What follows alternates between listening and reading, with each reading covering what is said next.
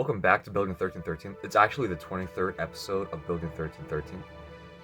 And it's coming close to week 25, which is crazy because there's 52 weeks in a year. Technically, it's a half a year of building. But today's actually a super special episode. I think this is very unique what I'm going to do right now. So, I had the idea of building digitally, but yet having a little voiceover so you guys actually understand what I'm building at the time. I don't think I've actually seen anyone do that before in a building series, so it's going to be a very unique take. I'm very curious what you guys think about it. I'm going to try a bunch of different things with this video and continuing on. Like, I will create digitally, gather all the parts I have physically, order the rest of the parts, and then, of course, there'll be a little segment of me ordering and unboxing everything. And on top of that, you have a time lapse of me building the section of 1313. So I go from digitally to absolutely nothing, which is the process I usually do with like larger mocks. So it's gonna be actually really interesting how this comes out. So let's go on to that special segment. So I'm actually trying out a new segment in 1313. I haven't seen anyone do this before. They actually design digitally and do a little voiceover. So right now I'm currently placing a bunch of plates down in order to have that sturdy structure.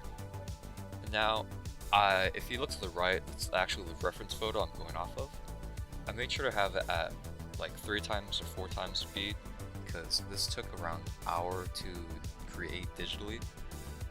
And it overall depends on my mood and if I want to build or not.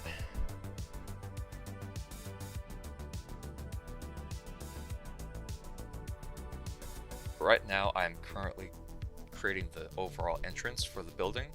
I use masonry bricks at angles 1x2 cheese slopes.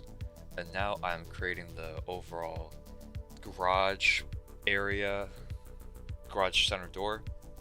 It took me a little bit to get used to it, trying to find out like overall pieces, which ones I can use, which ones would look very good, that would complement the overall style. But I actually did come up with the overall decent design, and this is the arrow I'm creating right now. This took a little bit of time to try to figure out how to do it because it's actually offset a little bit because I want the arrow to be in the center of the curve. I must say I did a pretty decent job creating that arrow. Easier way to do it, but that's why I just chose to use tiles instead of anything else, and it looks like the overall photo to the right, so I'm very satisfied with that overall outcome. And now I'm creating the white kind of weird rectangle thing that is pointing to the arrow. It's probably some air mesh something. I have no idea what it means. Now I'm connecting the bottom like white and black strip. Now I'm attaching the overall garage door to the sides because I really do want it to be functional and have a little bit of an interior as well. And now I'm placing the sidewalks. These aren't finalized, these are just a placeholder for this digital file so I can have a nice render. Now I'm building the side of the building with some masonry bricks, since those are very nice details. You can just do a lot of different details with that. And now I'm adjusting the overall entrance, making sure everything's all finalized. And I noticed to the right there's actually like a little overhang with some pipes sticking out. So that's actually great for these like axle pieces. So I connected them using some brackets on sides. I'll also be including some LED lights installed right above that in the actual MOC itself. And I'm adjusting the overall entrance to the right, creating more tiles for the sidewalks. This is like the door coming out with the medium nougat, and change the colors to dark bluish gray above. A little bit more greebling on the sides. And we are actually coming to a close of this segment. I really do enjoy creating digitally as well as physical. So this is what it's turned out as. So some packages actually just recently arrived. Let's open these bad boys up. So in this first order, I actually got 50 of these headlight pieces.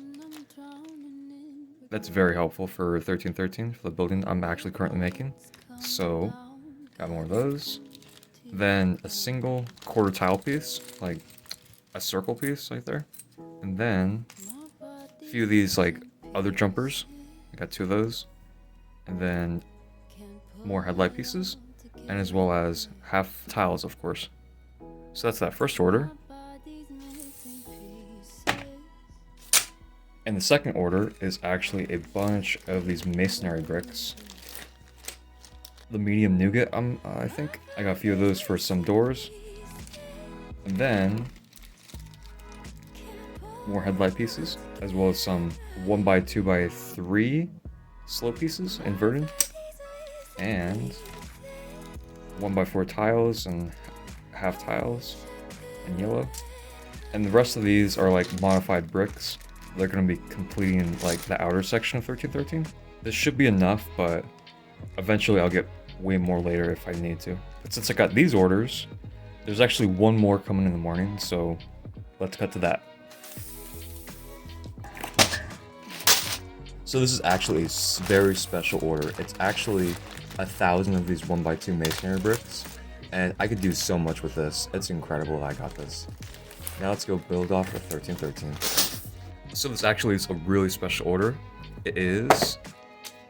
So this is actually really special because this is a underworld police minifigure. And I've actually been wanting to create one of these minifigures, my custom one, by my own self. But let's put this guy together. So I'm actually pretty astonished by this printing quality. Like, I am loving the overall design. The arm printing is amazing on both sides of that. I like them quite a bit, especially that they got this new like printing on the helmet. I think it's amazing. I'll put a side by side to see what it actually looks like from Clone Wars TV show, and the back printing is quite good as well. I couldn't ask for a better version of this figure, especially the printing quality is done very phenomenally. There's no smearing or smudges anywhere on it. I definitely do think it's worth the price tag. In 1313 there's actually Cad Bane's like droid that kind of like, so there's actually something really special about this figure. Let's go see. So this is what's really special about this figure, because I actually was going to design this myself and print it out using someone else's printing machine. And I must say, the overall design is very similar to mine, but I want to have more like side printing to look way nicer than the other one. And the headpiece is pretty similar overall, I must say. If I actually get that figure and place them side by side, you can overall see that the design is very similar, because there's only so much you can do with this figure. I didn't design the back piece, but I had no idea what it looked like. It looks very good. So Engineering was the only person actually creating these figures inside the US, and I didn't want to pay a buttload for shipping across seas, so I got this guy. There's a little quick side by side. There's also something else I want to do with this figure. Let's go see. So I actually did purchase CRCT's Productions Coruscant Police Speeder, and I must say this custom figure right next to the police speeder is absolutely unbelievable. I've been waiting so long to have these this figure next to its own police car. It's not a car, it's a speeder, but I must say they do fit each other very nicely. Of course, I would like multiples of this figure, but I think one just standing next to it in 1313 will have a nice overall look, and this makes me extremely excited for the future of 1313, because I've had this police speeder at least over a year before I actually created 1313, and it's just incredible finally seeing it in action. So let's go off to the last order. So this is actually a very special order. It's actually 1,000 of these 1x2 masonry bricks, and I could do so much with this. It's incredible I got this. Now let's go build off the 1313.